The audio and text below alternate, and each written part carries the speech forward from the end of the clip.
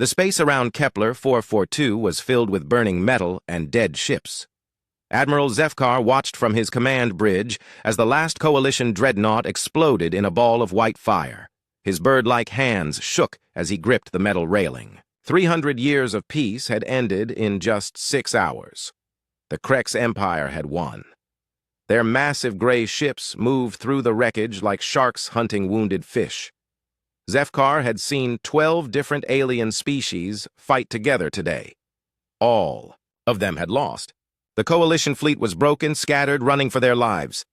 "Sir, we're getting reports from all sectors," his communication officer said. The young Threllan's voice was high with fear. "The Mantis Third Fleet is gone.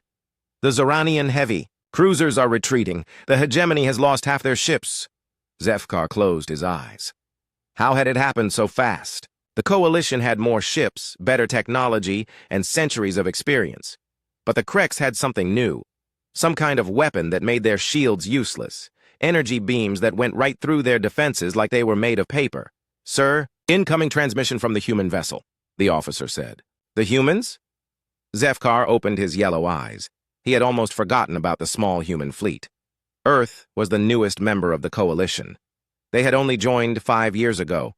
Most of the older species still thought of them as children, playing with toys. The hologram appeared in front of him. Captain Jake Morrison of the USS Liberty looked tired but calm. His brown hair was messy and his blue eyes were serious. Behind him, Zefkar could see the bridge of the human ship.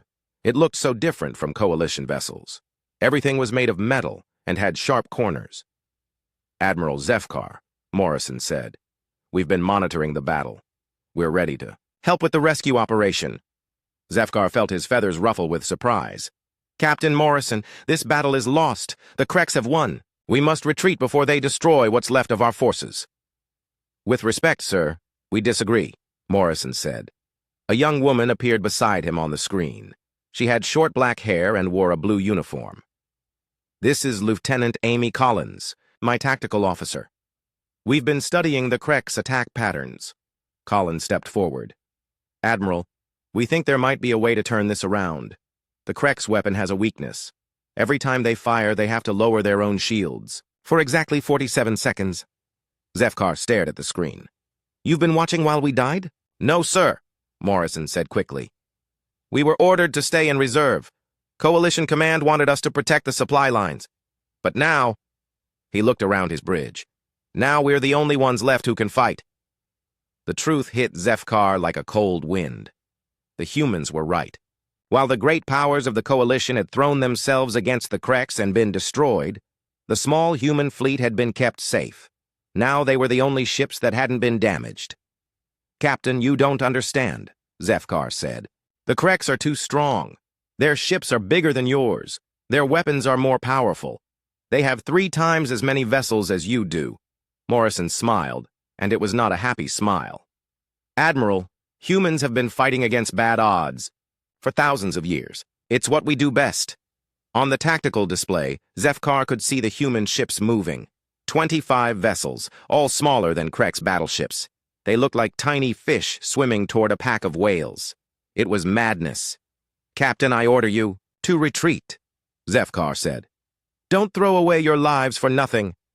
"Sorry, Admiral," Morrison said, "but we're not part of your chain of command. We answer to Human Space Command, and they've given us different orders." The transmission ended. Zefkar stared at the empty air where the hologram had been. Around him, his crew was already preparing to jump to faster than light speed. The retreat would begin in minutes, but something made him hesitate. He thought about the way Morrison had smiled. It reminded him of something he had read in the human files. Earth was a violent world. The humans had spent their entire history fighting wars against each other.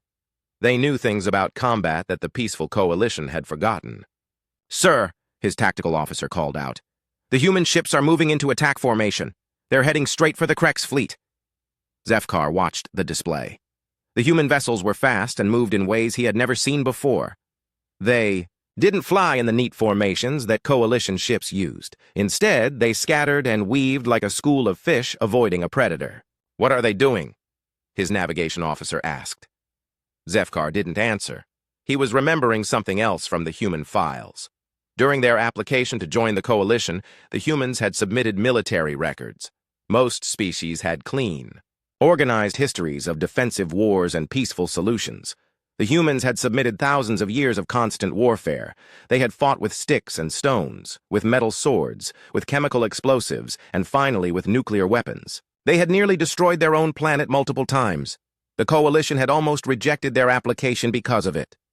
"Sir, the Kreks are turning to engage the humans," his tactical officer reported. "They're not taking them seriously. Only half their fleet is moving to intercept. Zefkar made a decision. Cancel the retreat order." "Sir?" His crew looked at him with surprise. "We're going to wait and see what the humans do," he said. "If they're destroyed, we'll jump out. But if they succeed..." He spread his wings slightly. "Maybe we can learn something." On the display, the human ships were getting closer to the Kreks fleet. The massive gray vessels were already charging their weapons. In a few minutes, the humans would face the same energy beams that had destroyed the coalition. But Morrison had seemed confident, too confident for someone about to die. Zefkar settled back in his command chair. "All ships, hold position. Let's see what the humans are really made of." In the distance, the first human ship reached weapons range of the Kreks fleet. The battle was about to begin again. But this time, it would be different. This time, it would be fought by a species that had never known peace. The space around Kepler 442 was still filled with burning metal and dead ships. But now, something else was coming. Something the galaxy had never seen before. The Kreks were about to learn what humanity meant when they said they were good at fighting against bad odds. General Ryan Parker stood in the war room of the USS Defiant, staring at the holographic display that showed the destroyed coalition fleet. Red dots marked dead ships. Yellow dots showed the retreating survivors, and green dots showed the 25 human vessels that were about to face the entire Kreks armada alone. "Tell me we have a plan," said Admiral Kevin Stone as he entered the room. The older man's gray hair was perfectly combed even in the middle of a crisis. Behind him came Colonel Lisa Hayes from the Marine Corps and Dr. Helen Ward, the chief scientist who studied alien technology. Parker turned away from the display. He was a tall man with dark skin and serious eyes. For 30 years, he had been preparing for this moment, not this exact battle, but something like it. A time when humanity would have to prove itself to the galaxy. "We do have a plan," Parker said. "But first, I need everyone to understand something. The coalition thinks they lost because the Kreks are stronger. That's not why they lost." "Colonel." Hayes sat down at the metal table. She was a small woman with red hair and scars on her hands from years of combat training. "They lost because they don't know how to really fight," she said. "Exactly," Parker nodded. "Look at the battle records. 12 different species all fighting the same way. They formed neat lines, fired at long range, and tried to outmuscle the enemy. When the Kreks broke through their shields, they had no backup plan." Dr. Ward activated her tablet and projected new images into the air. "I've been studying Kreks technology since they first appeared," she said. Her voice was quiet but confident. "Their weapons are powerful, but they're predictable. They follow patterns, the same patterns every time." Admiral Stone leaned forward. "What kind of patterns?" "They charge for 30 seconds, fire for 10 seconds, then need 47 seconds to recharge," Ward explained. "During that recharge time, they lower their own shields to prevent overheating. The coalition never noticed because they were too busy running away." Parker smiled grimly. "The aliens fight like gentlemen. They announce their attacks. They follow rules. They try to minimize casualties. It's how civilized species behave." "But humans aren't civilized," Hayes said with a dark grin. "At least not the way they mean it." Stone looked uncomfortable. "General, are you suggesting we abandon the laws of war?" "I'm suggesting we fight like humans," Parker replied. "We've spent 10,000 years killing each other in every way possible. We know things about warfare that the rest of the galaxy has forgotten. Or maybe they never learned them in the first place." Ward brought up more displays. Most species evolved on peaceful worlds. They had maybe one or two predators to worry about. Earth had thousands. Humans had to fight to survive from the very beginning. It shaped how your brains work. Hayes stood up and walked to the display. The Coalition tries to destroy enemy ships from far away. That's smart when you're dealing with civilized opponents who fight fair. But the Kreks aren't fighting fair, and neither should we. What are you proposing? Stone asked. Boarding actions, Hayes said simply. We get inside their ships and take them apart from within. Stone's eyes widened. That's suicide. The Kreks are bigger and stronger than humans. In single combat, yes, Hayes agreed. But we don't fight fair either. We use teams, tactics, and weapons designed for close combat. Most importantly, we use surprise. No one in this galaxy uses boarding actions anymore. They'll never see it coming. Parker walked to another display that showed human ship designs. Our vessels were built differently than Coalition ships. We assumed we'd be outnumbered and outgunned, so we made them fast, tough, and perfect for getting close to enemies. The assault shuttles, Stone realized. That's why we have so many of them. Exactly. While other species build ships to fight at long range, we build them to deliver troops directly onto enemy vessels, Parker explained. We've been preparing for this kind of war since we joined the Coalition. Ward pulled up detailed scans of Krek's ships. I've identified their weak points. Their airlocks are lightly armored. Their internal security is automated, which means it can be confused or disabled. And their crew quarters are designed for much larger beings. Meaning what? Stone asked. Meaning, humans can move through their ships faster than they can, Hayes said. We can crawl through maintenance tunnels they can't fit into. We can hide in spaces they can't search. We can appear anywhere on their ships without warning. Parker activated the communication system. Captain Morrison, this is General Parker. Are you ready to receive orders? Morrison's voice came through clearly. Ready, sir. We're in position and waiting for the signal. Good. Colonel Hayes will brief your team leaders on the boarding protocols. Remember, this isn't about destroying their ships. It's about taking them. Taking them? Stone asked with surprise.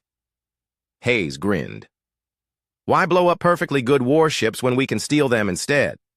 Every Krek's vessel we capture makes us stronger and them weaker. Ward added more technical data to the display. The Kreks use a rigid command structure. If we can capture or kill their senior officers, their crews won't know what to do. They're not trained to adapt the way humans are. Parker looked around, the room at his staff. This is what we've been training for, not just this battle, but our entire species' history. Every war we've ever fought has taught us something about combat. Now we get to use all of that knowledge at once. Sir, Morrison's voice came through the speakers again. The Krek's fleet is moving to intercept us. They're not taking us seriously. Only about half their ships are coming this way. Perfect, Hayes said. Overconfidence is a weakness we can exploit. Parker activated the fleet-wide communication channel. All ships. This is General Parker. In 60 seconds, we're going to do something no species in this galaxy has ever attempted. We're going to board and capture an entire enemy fleet. He paused and looked at the display showing the approaching Krek's ships. They were massive, powerful, and had just defeated the combined forces of 12 alien civilizations, but they had never faced humans before. Remember your training, Parker continued. Move fast, hit hard, and never give them a chance to recover. The galaxy is watching to see what humans are made of. Let's show them. Hayes was already suiting up in her combat armor. General, request permission to lead the first boarding party personally. Granted, Parker said. But be careful, Colonel. We need you alive to train the next generation. Hayes checked her weapons and smiled. Sir, I've been waiting my whole life for this fight. The Kreks have no idea what they're about to face. Stone was studying the tactical display with new understanding. My God, you're not planning to fight them. You're planning to hunt them. Now you're getting it, Parker said. Humans are the only predator species in the Coalition. It's time to remind the galaxy what that means. The countdown reached 0. Outside the Defiant, 25 human ships accelerated toward the Krek's fleet at maximum speed. Inside each ship, teams of soldiers prepared for a type of warfare that hadn't been seen in the galaxy for centuries. The battle was about to begin, but it wouldn't be the kind of battle anyone expected. Sergeant Danny Rodriguez felt his stomach drop as the assault pod cut through space toward the Krek's battleship. Through the small window, he could see the massive gray hull getting closer. It was covered with weapon turrets and armor plating. That looked thick enough to stop a tank. 30 seconds to contact, called the pilot from the front of the pod. Everyone ready? Rodriguez looked at his squad. 6 Marines in black combat armor, each carrying weapons designed for fighting inside. Spaceships. They had trained for this moment for years, but training was different from the real thing. Remember the plan, Rodriguez said into his helmet microphone. We go in fast and hit their command center first. No mercy, no hesitation. These things just killed thousands of our allies. The pod shook as it hit the Krex ship's hull. Immediately, cutting torches began burning through the thick metal. Red sparks flew everywhere as the Marines prepared to enter the enemy vessel. Breach in 5 seconds, the pilot announced. Rodriguez grabbed his rifle and activated his armor's shield generator. Let's go show these lizards how humans fight. The cutting torches finished their work, and a section of the hull fell inward, with a loud clang. Instantly, air rushed out of the Krex ship and into space. The Marines jumped through the hole and into the enemy vessel. Rodriguez landed in what looked like a cargo bay. Everything was huge and built for creatures much larger than humans. The ceiling was at least 4 meters high, and the corridors were wide enough for 3 people to walk side by side. Alpha team is inside, Rodriguez reported over the radio, moving toward the bridge.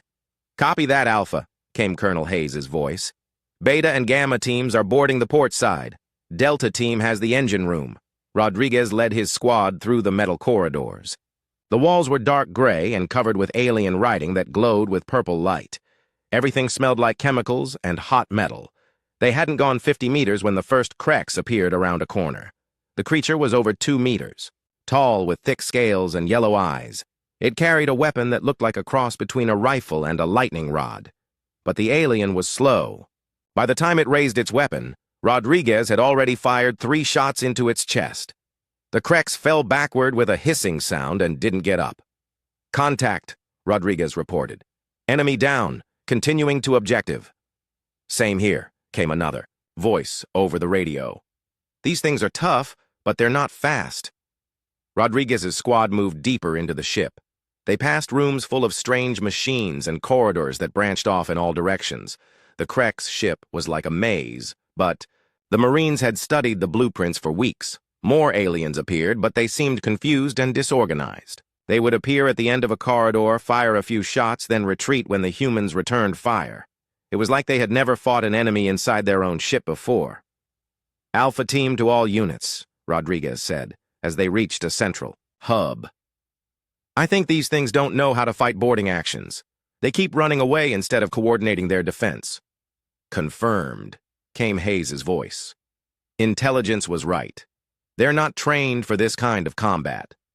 Rodriguez's team found a maintenance shaft that led upward toward the bridge. The shaft was too small for the Krex to use, but humans could crawl through it easily. This was exactly the kind of advantage Dr. Ward had talked about. Going up, Rodriguez told his squad.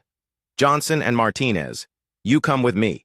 The rest of you hold this position and watch our backs. The shaft was dark and cramped, but Rodriguez had done worse during training on Earth. He crawled upward for what felt like hours, but was probably only minutes. Behind him, he could hear Johnson cursing quietly in Spanish. Finally, they reached an access panel that opened into the ship's bridge. Rodriguez used a small camera to look through the grate. The Krex bridge was enormous, with control stations built for creatures twice the size of humans. 6 aliens were working at the stations, their scaled hands moving over controls that glowed with different colors. At the center of the bridge stood what was obviously the captain. It was larger than the others and wore some kind of ceremonial armor. Rodriguez counted 3 guards near the main door, all carrying those lightning rod weapons. But they were all facing the door, expecting attacks to come from the corridors. None of them were looking up at the ceiling. Alpha team to all units, Rodriguez whispered into his radio. We have eyes on the bridge. 6 crew members, 3 guards, taking them now. He signaled to Johnson and Martinez, then carefully opened the access panel. The 3 Marines dropped through the ceiling and landed in the middle of the Krex bridge. The aliens were so surprised that for a moment nobody moved. Then chaos erupted. The guards spun around trying to bring their weapons to bear, but the humans were already firing. Rodriguez put 2 shots into the nearest guard while Johnson and Martinez took out the other 2. The bridge crew tried to run for the exits, but there was nowhere to go. The Crex captain pulled out some kind of pistol and aimed it at Rodriguez, but Martinez shot it out of his hands. In less than 30 seconds, the humans had control of the entire bridge. "Alpha team to all units," Rodriguez reported, breathing hard. "Bridge is secure. Repeat, we have the bridge." "Outstanding work, Alpha," came General Parker's voice from the Defiant. "Can you access their systems?" Rodriguez looked around at the alien control panels. Everything was labeled in Crex writing, but Dr. Ward had taught them what to look for. "Martinez, you're our tech guy. Can you shut down their weapons?" Martinez was already working at one of the stations. "Give me a minute, Sarge. These systems are weird, but I think I can figure it out." Over the radio, Rodriguez could hear reports from other teams throughout the ship. The engine room was secure. The weapon batteries were offline. The Crex crew was either dead or surrendering. "Sarge," Martinez called out, "I've got control of their communication system, and you're not going to believe what I'm hearing." "What is it?" "The other Crex ships are panicking. They're asking this ship what's happening, but we're not answering. They have no idea that we've taken control." Rodriguez grinned inside his helmet. "Patch me through to Colonel Hayes." "Hayes here," came the colonel's voice. "Ma'am, we have an idea. What if we use the captured ships to attack the rest of their fleet?" There was a pause. "Explain." "The Crex don't know we've taken their ships.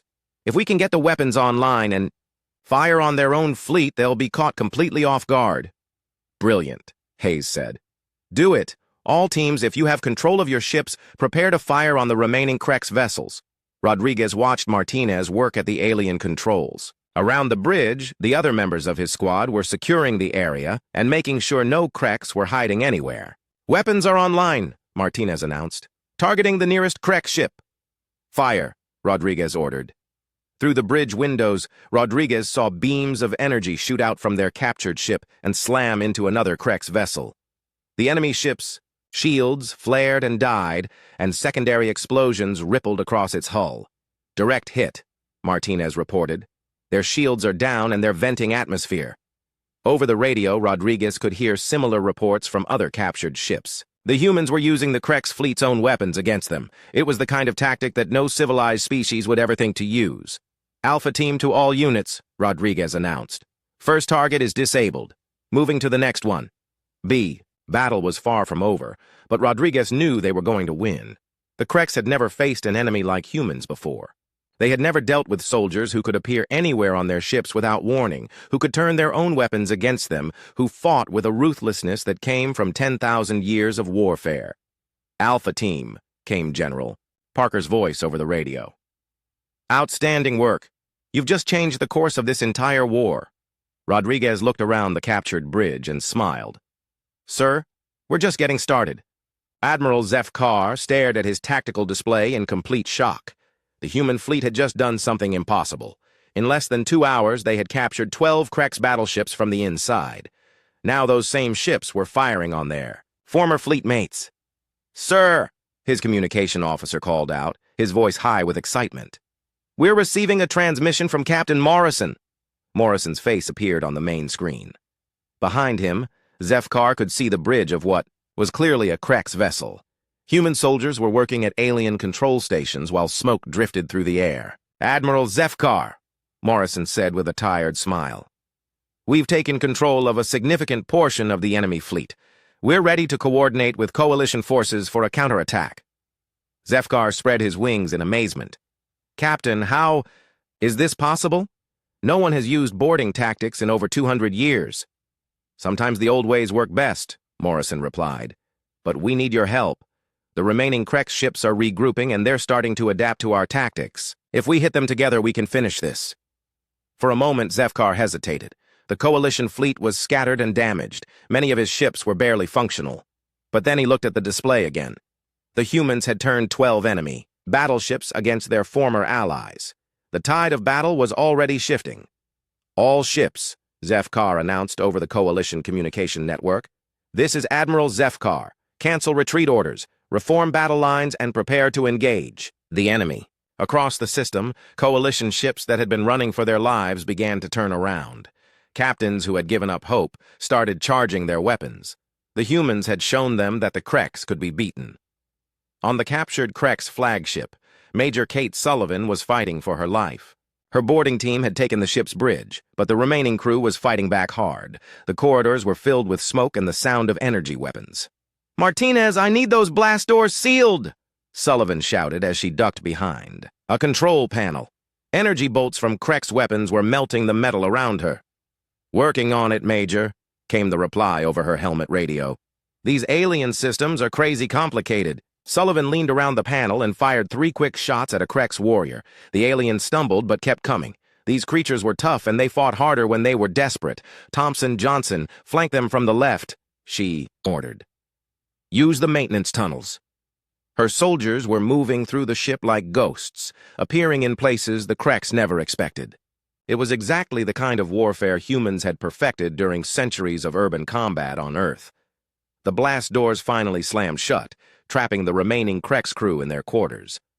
Sullivan's team had control of the ship, but it had cost them. 3 Marines were wounded and they had used most of their ammunition. "Major Sullivan to all teams," she said into her radio. "Ship secure, but we need medical support and resupply." "Copy that, Major," came General Parker's voice from the Defiant. "Medical teams are on the way. Outstanding work." Sullivan looked around the captured bridge. Her soldiers were tired and bloody, but they were alive. More importantly, they had proven that humans could fight on equal terms with any enemy in the galaxy. Lieutenant Chris Barnes was having his own problems aboard the destroyer Wolverine. His job was to coordinate the attack on the Krex command ship, but the enemy was finally learning to adapt to human tactics.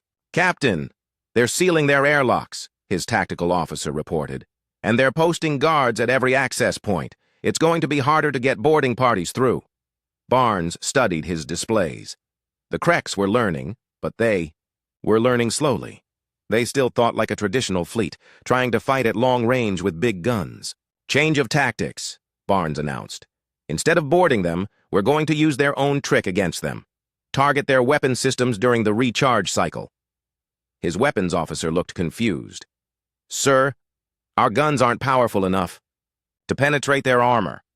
"We don't need to penetrate it," Barnes explained. "We just need to damage their external weapon turrets. Dr. Ward's analysis showed that their main guns are vulnerable when they're recharging." Barnes opened a channel to the other human ships. "All vessels, this is Wolverine. New attack pattern. Hit their weapon systems during the 47-second recharge window. Small, precise strikes, not massive volleys." The human fleet moved into position. Unlike the Coalition ships, which had tried to match the Krex with massive firepower, the humans used speed and precision. They darted in during the vulnerable moments, struck the weapon systems, then retreated before the Krex could respond. It was working. One by one, the remaining Krex ships were losing their ability to fight back. "Wolverine to Admiral Zefkar," Barnes transmitted. "We're showing the enemy's weak points. When they lower their shields to recharge, that's when you hit them." Zefkar's fleet was already moving. Coalition ships that had been scattered and demoralized were forming up for a coordinated attack. But now they weren't trying to outmuscle the Krex. They were using human tactics. "All Coalition vessels follow the human example," Zefkar ordered. "Strike during their recharge cycles. Small groups, precise targeting." The battle was becoming something new. Instead of the massive fleet engagement that had started the day, it was now a coordinated hunt. The Krex, for all their power, were being overwhelmed by enemies who refused to fight fair. On the captured Krex command ship, Sergeant First Class Tony Martinez was working his way through the corridors with his squad. Their mission was to capture the enemy fleet commander, Admiral Vashator. "Heat signatures show he's in the command center," Martinez whispered to his team. 3 guards, maybe 4. Remember, we want him alive." The Krex command center was different from the bridge. It was smaller, more heavily armored, and designed for defense. This was where the fleet commander would go if his ship was boarded. Martinez's team had spent hours learning the layout of Krex ships. They knew every corridor, every ventilation shaft, every weak point. Now that knowledge was paying off. "Breach. In 30 seconds, Martinez said. "Remember, stun weapons only. Command wants to interrogate this one." The door to the command center exploded inward as the humans used shaped charges to blow it open. Martinez and his team rushed through the smoke, their weapons ready. Admiral Vashator was waiting for them. The Krex commander was enormous, even by the standards of his species. His scales were darker than the others, and he wore armor that looked like it had seen many battles. But he was alone. His guards were either dead or had fled when the humans took the ship. "Surrender!" Martinez called out in broken Krex language. "You are defeated!" Vashator hissed something in his own language and reached for a weapon. But Martinez was faster. The stun blast hit the alien commander in the chest, and he fell to the floor, unconscious but alive. "Command, this is Martinez," he reported over the radio. "We have the enemy fleet, Commander. Repeat, target is secure." The cheers that came over the radio network were not just from humans. Coalition forces throughout the system were celebrating. The capture of the enemy commander was more than just a tactical victory. It was proof that the Krex were not invincible.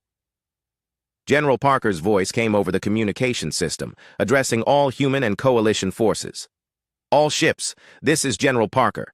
The enemy fleet commander is in custody. Remaining Krex vessels are surrendering or retreating. The battle is won." Admiral Zefkar appeared on the communication screen, his feathers bright with excitement.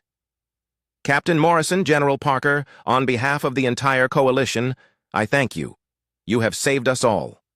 Morrison, still on the bridge of his captured Krex ship, nodded tiredly. "Admiral, this is just the beginning. We need to make sure this never happens again." "What do you mean?" Zefkar asked. "The Krex won because we weren't prepared for their tactics," Morrison explained. "If we're going to prevent future attacks, we need to change how the coalition fights. We need to share human methods with all our allies." Zefkar was quiet for a moment. Then he nodded slowly. "You are right, Captain. The old ways of warfare are not enough anymore. Will you help us learn?" Morrison smiled. "Admiral, that's exactly what we had in mind. The battle was over, but the real work was just beginning. The galaxy was about to learn a new way of fighting, and humanity would be the teacher." 6 months after the battle at Kepler 442, General Ryan Parker stood in the main assembly hall of the Coalition High Council on the planet Theta Prime. Around him sat representatives from dozens of alien species, all waiting to hear what he had to say. It was strange being here. A year ago, humanity had been the newest and least important member of the Coalition. Earth was seen as a primitive world full of violent creatures who barely deserved a seat at the table. Now, every species in the galaxy wanted to learn from them. "General Parker," said Council Leader Thexari, a tall being with blue skin and silver eyes, "your report on the battle has been most enlightening. The Council wishes to understand how humanity achieved such a decisive victory." Parker activated his presentation display. Images of the battle appeared in the air above the assembly. "Honorable Council members, the victory at Kepler 442 was not achieved through superior technology or greater numbers. It was achieved through different thinking." He showed tactical displays of how the Coalition had originally fought. Traditional galactic warfare follows established patterns. Large ships fight at long range. Fleets engage in formal battle lines. The goal is to destroy the enemy through superior firepower. "This is how civilized species conduct war," said Ambassador Veltar of the Hegemony. "It minimizes casualties and follows the accepted rules of engagement." "And it failed completely." "Against the Krex," Parker replied calmly. "Because the Krex were not following the same rules. They used new weapons and tactics that made traditional approaches useless." Parker changed the display to show the human boarding actions. "Humans approach warfare differently. We assume the enemy will not fight fair. We prepare for situations where we are outnumbered and outgunned. Most importantly, we adapt quickly when our initial plans fail." Council Leader Thexari leaned forward in her chair. "You are suggesting that the Coalition abandoned centuries of military tradition?" "I'm suggesting that survival is more important than tradition," Parker said. "The Krex defeat was not a one-time event. Intelligence reports show that other hostile empires are developing similar technologies. If we don't change how we fight, we'll face the same disasters again." Admiral Zefkar stood up from the Coalition military section. "General Parker speaks the truth. I saw the battle with my own eyes. Human tactics turned certain defeat into complete victory." Parker nodded to the Threllan Admiral. Thank you, Admiral. Which brings me to our proposal. He activated a new set of displays. Humanity requests permission to establish joint training facilities throughout Coalition space. We want to share our methods with all allied species. The Assembly hall erupted in discussion. Some delegates were excited by the idea, while others seemed worried. Parker could understand their concerns. Human warfare was brutal and efficient in ways that made many aliens uncomfortable. General, called out Representative Marcos of the Antarian Republic. Human methods seem to focus on destroying enemies rather than defeating them. How do we maintain our moral standards while adopting your tactics? Parker had expected this question. Representative, there's a difference between being willing to fight hard and being needlessly cruel. Humans understand that sometimes you must be ruthless to protect innocent lives. The Krex killed millions of Coalition citizens. Our methods stopped them from killing millions more. Dr. Helen Ward stepped forward from the human delegation. If I may, General? Parker nodded and she addressed the Assembly. Honored delegates, human warfare evolved to protect our species on a dangerous world. We learned to be efficient in combat because inefficiency meant death. But we also learned mercy, compassion, and the importance of protecting civilians. She activated her own displays showing human military history. Yes, we have fought many wars, but we have also developed detailed laws about how wars should be conducted. We have rules about treating prisoners, protecting non-combatants, and rebuilding after conflicts end. Council Leader Thexari considered this. Dr. Ward, are you saying that human aggression comes with human restraint? Exactly, Ward replied. A species that knows how to fight effectively also knows when to stop fighting. We understand the costs of war better than species that have rarely experienced it. Admiral Zefkar spoke again. I have worked with human officers over the past months. They are fierce warriors, but also honorable beings. I believe we can learn from them without losing our values. Parker brought up new images showing the proposed training facilities. The Joint Species Tactical Academy would be established on the human colony of New Geneva. Officers from all Coalition species would train together, learning human methods, while sharing their own knowledge. What would this training include? Asked Ambassador Veltar. Colonel Lisa Hayes stepped forward. She now wore the uniform of a Coalition military advisor. Sir, the program would cover unconventional warfare, rapid adaptation protocols, close-quarters combat, and most importantly, thinking like a predator instead of prey. Thinking like a predator. Several delegates looked uncomfortable with this phrase. Hayes nodded. Most Coalition species evolved as prey animals or peaceful herbivores. When threatened, your instinct is to hide, flee, or call for help. Humans evolved as hunters. When threatened, we attack.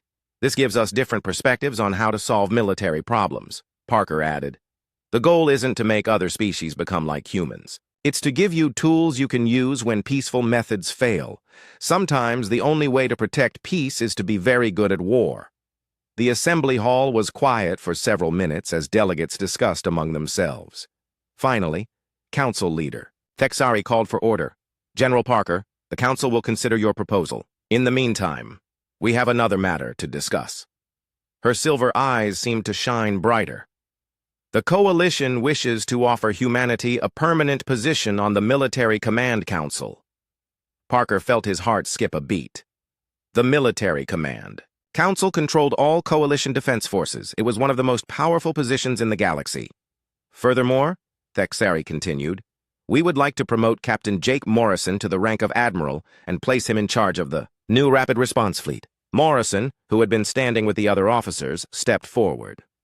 Honored Council Leader, I am deeply honored by this offer. Admiral Morrison, Thexari said, making the promotion official. Your actions at Kepler 442 showed the galaxy that humanity has much to offer. We hope you will accept this position. Morrison looked at Parker, who nodded encouragingly. I accept, with the understanding that human methods will be integrated into Coalition training procedures. Agreed, Thexari said. The vote on the Joint Species Tactical Academy will be held next month, but I believe it will pass overwhelmingly. 3 hours later, Parker stood on the observation deck of the orbital station above Theta Prime. Through the transparent aluminum windows, he could see the home worlds of dozens of alien species twinkling like stars.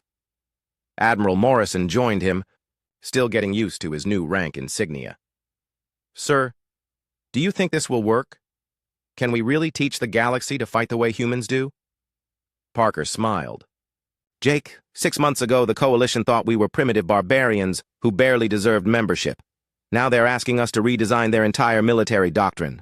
I'd say we're off to a good start." Lieutenant Amy Collins approached from the Communications Center. "General, sir, we're receiving reports from across the galaxy. 3 different hostile empires have canceled their expansion plans. Word is spreading about what happened to the Kreks." "Good," Parker said. "The best victory is the one you don't have to fight." Morrison looked out at the stars. "Sir, what do you think happens next?" Parker considered the question. "Next, we build something new. A galaxy where species can live in peace because potential aggressors know the price of starting wars. We'll teach our allies to fight not because we want more violence, but because we want less of it." Collins handed him a data pad. "Sir, the first class of alien cadets is scheduled to arrive at New Geneva next month. Representatives from 37 different species." Parker looked at the roster. Names he couldn't pronounce from worlds he had never seen. Young beings who would learn to think like humans while keeping their own values and traditions. "You know what this means?" Morrison asked. "It means humanity has found its place in the galaxy," Parker replied. "Not as conquerors or destroyers, but as teachers. We're going to show the universe that sometimes the best way to keep the peace is to be very, very good at war." Far across the galaxy, on worlds that had never heard of Earth, military planners were studying reports of the battle. At Kepler 442, they were learning that there was a new power in the Coalition, a species that fought with a ferocity and intelligence that no one had expected. The age of genteel galactic warfare was over. The age of human tactics had begun, and everywhere that hostile empires considered expansion, they now had to ask themselves one crucial question: were they prepared to face humanity's shock troops? Most decided they were not. The battle had been over when humanity entered the field. But the war for galactic peace was just beginning, and humanity would be leading the way.